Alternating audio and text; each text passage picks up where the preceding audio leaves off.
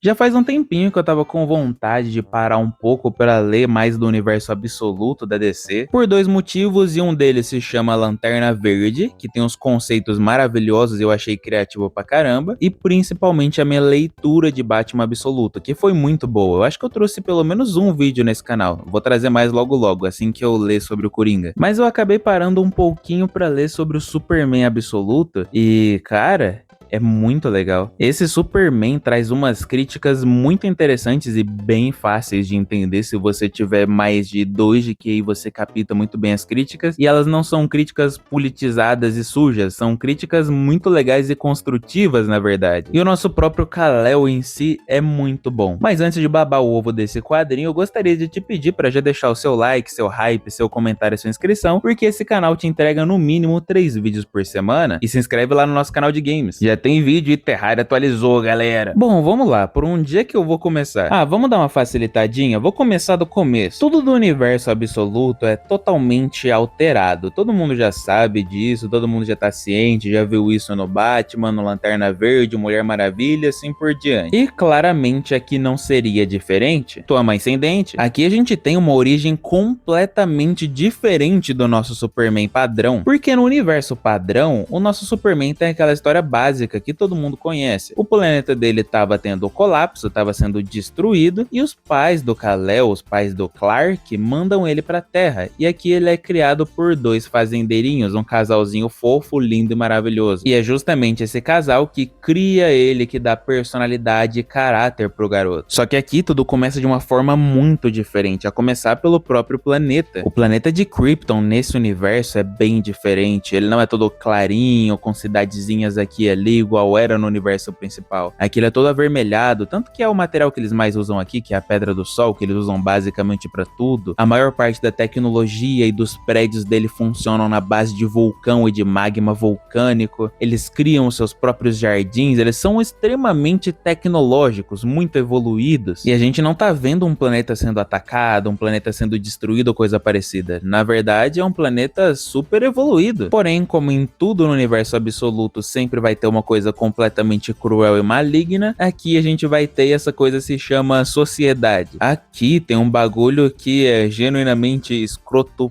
pra cacete. Meio que os kryptonianos são divididos em classes e até as roupas deles são obrigadas a ter definição e designação por classe. Então, por exemplo, a classe alta, a classe pensadora e científica e tudo mais, eles têm um símbolo que parece um sol, algo iluminado. Já os soldados e guerreiros, a parte militar tem outro tipo de símbolo. E o nosso símbolo da esperança, que a gente conhece pelo Superman, na verdade aqui é o símbolo da classe mais baixa, meio que da classe operária. E todas essas classes são completamente definitivas, não tem alteração. Então, uma vez que você foi designado para ser operário, mesmo que você seja um gênio, você nunca vai sair dessa classe. Você nunca vai subir para a classe dos iluminadinhos. E se você for um soldado e querer virar um operário, também não pode. Uma vez operário, sempre operário, uma vez soldado, sempre soldado. Não é algo necessariamente feito pelas suas capacidades. E adivinhem que classe os nossos queridos pais do Kal-El se encontram, hein? Ambos são da classe operária, e a mãe do Kal-El foi completamente por injustiça, que era uma pessoa extremamente inteligente, que estava se desenvolvendo pra caramba, porém que ousou criticar o sistema e por isso foi jogada pra classe operária. E eles possuem a fazendinha deles, que meio que não tá indo pra frente, porque eles pagam caro pra ter direito à chuva, e mesmo pagando caro a chuva não vem. É tipo a gente que é brasileiro pagando